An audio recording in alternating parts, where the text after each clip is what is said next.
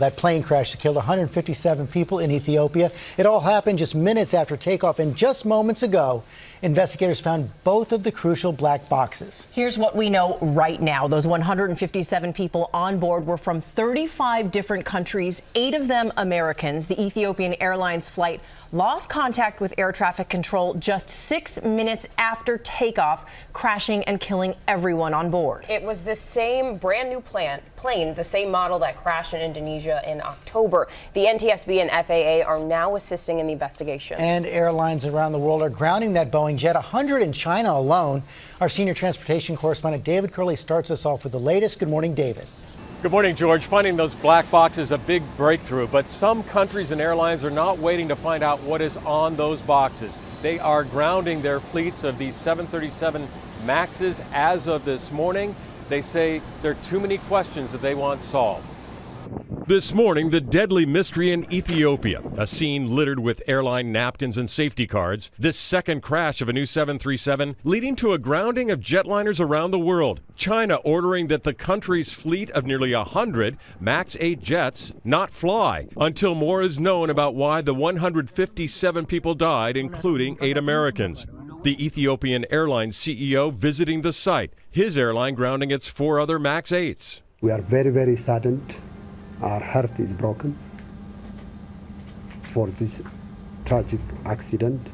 Now the breakthrough, the black box is being recovered, which should provide key evidence for investigators trying to determine exactly what happened. The 8:30 a.m. flight to Nairobi was troubled from takeoff, according to data. The pilots apparently struggling with control issues, calling the tower, saying they were having difficulties and wanted to return to the airport. But what would cause that? Maybe a fire? Maybe some sort of a problem with the airplane internally? Just 6 minutes after takeoff, never getting much more than 1,000 feet off the ground, the data stops and the jet crashes. Immediately, there are questions about whether there's an issue with this new 737, in service for less than 2 years, more than 70 flying in the U.S., and now these 2 crashes. The first crash, a Lion Air MAX 8 going down in Indonesia, when the pilots failed to disengage the autopilot when bad data engaged a nose-down dive. Lion Air was clearly a result of inadequately trained pilots and an airplane that should never have been dispatched. Here, we don't know what we've got for sure, but it does not appear to be something that would be directly related to pilot action. Among those on board, Cedric Ejavugwa, a Georgetown University student on his way home to Nairobi, and humanitarian and aid workers, 19 from the United Nations alone. In a statement, Boeing says in part that safety is its #1 priority,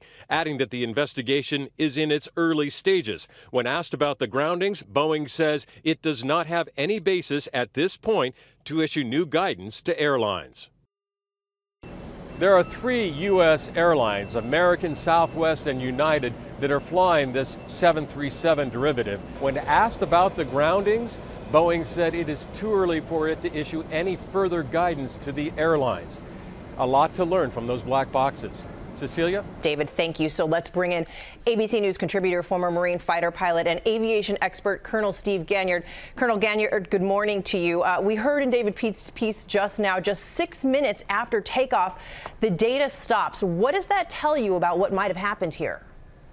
Cecilia, there are good reasons why the data may have stopped, but what we know up to about the 4-minute mark is that this airplane was out of control right after leaving the ground. And we see in the animation there that the airplane is actually porpoising, climbing, descending, never really getting very high off the ground. The crew is clearly distracted because the airspeed keeps increasing, so they never pulled the throttles back. We lose data about the 4-minute mark. Obviously, the airplane continued to climb a bit. And in the video we see this morning, you see that very deep scar, that impact angle that suggests that the airplane hit at a very steep angle and a high rate of speed. So the similarities between what we're seeing right there on the screen in Ethiopia and between the Lion Airlines crash back in October are pretty remarkable. Is this just coincidence, or should there be now new safety concerns for this Boeing 737 MAX 8? The Lion Air crash started when there was a problem with the autopilot. It ultimately should have been handled by the pilots, but it was not. So there's a question here, was there similar circumstances that led to a tragic ending? So this is the question the flying public has a right to ask. Are there similarities in this crash? Is there a problem with this airplane?